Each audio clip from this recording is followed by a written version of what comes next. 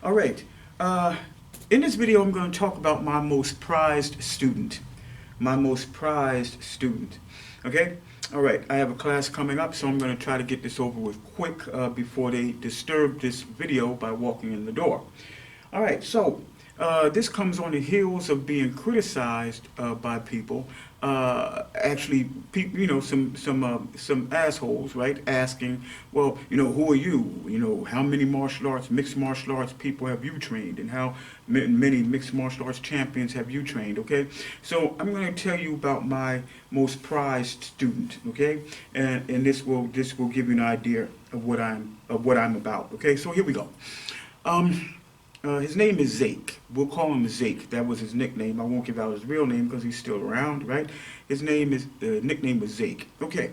So what happened was Zake met me in high school, and I was sitting down waiting for gym class to start, and I saw somebody run by named Craig. He ran by, making sure the guy doesn't come in, right? And then I saw Zake run by, and then Craig ran by, and then Zake ran by, and I noticed that Zake had a knife. So I said, "Whoa, whoa, wait a minute!" And I stopped him, and I took the knife from him.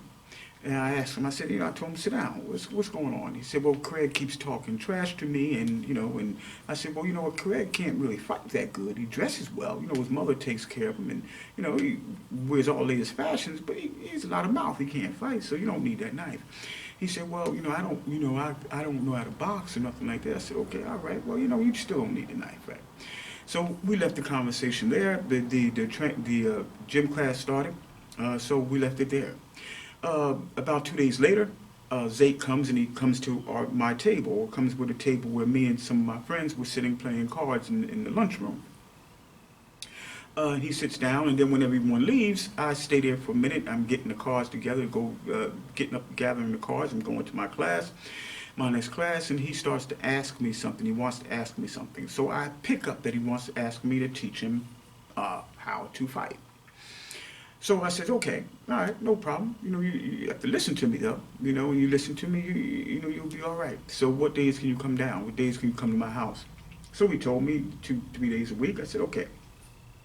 So I started working with him how he puts his hands and things like that. And actually, I'm putting that same program together. And I was 16 at this time. This is a long time ago. I'm talking about 40 years, over 42 years ago. Right? I'm that old, right? And I've been teaching that system ever since, right? So the exact same system that I taught Zake. So anyway, I'm going to speed ahead so I don't bore you in telling you about my prior student. So I start to teach him different things, right? I start to teach him how to line himself up just right, so he can switch to his power side when he's arguing with an individual. I showed him how to maneuver, how to manipulate clothing, how to choke people with their own jacket. Showed him basically how to take coffee, hot coffee, and put 20 sugars in it. And because when you throw that hot coffee on somebody, if you have to, the sugar forms a paste that bonds with the skin, and it just doesn't run off. The coffee just doesn't run off. It actually, the hot sugary coffee paste, again, bonds with the skin, and then you can do your thing. So I showed him things that my mentors showed me. And he became so revered. Again, a guy that couldn't fight at first, when he first met me, became so revered that he started sticking up people with his hands. No gun, no knife. Now, I'm not proud of it. I'm just addressing those people who say, well, who are you? How many mixed martial arts people did you train? Did you train anybody in Bellator or the UFC? Who are you to talk? Right? So what he did was he started sticking up people with his hands. Right? He started doing drugs and he needed money, so he started just taking people's money, going in their pockets. And why? Because he had grown to be feared because of his fighting ability. Right? Now we're talking about a guy who could not fight when he first met me. But after training with me, learning the secrets of street violence and how to make someone a victim, how to be a predator, right? When you need to do something to someone, how to go about doing it. After training with me for 3 years and me passing down to him what I was taught, again, he started sticking up people, taking people's money, strong arming people without a weapon other than his hands, okay? Eventually, he was shot 5 times. The guy who shot him was about 7 inches taller. I happen to know who he was, about 7 inches taller, and outweighed Zeke by about 40 pounds, right? A fairly big guy, much bigger than Zeke. He knew that Zeke was after him, but he feared Zeke's fighting ability so much, feared him so much, that he shot Zeke 5 times, point blank. And Zeke lived. He actually lived. And one of the reasons he lived was because his muscular structure, in particularly his abdomen, 2 of the bullets lodged in his abdomen and kept the bullets from traveling further and actually going into other more vital parts of his body. So my greatest teaching accomplishment was teaching a street fighter that was so revered, that was so feared, that he literally could stick up people, grown men, go in their pockets without any gun, without any knife. He was so feared that he was shot 5 times by a man who was much bigger than him. Okay? That is my greatest teaching accomplishment. Teaching somebody who was so feared, he was shot 5 times because a man was so afraid of him. Okay? Now, I'm not proud of what Zeke did.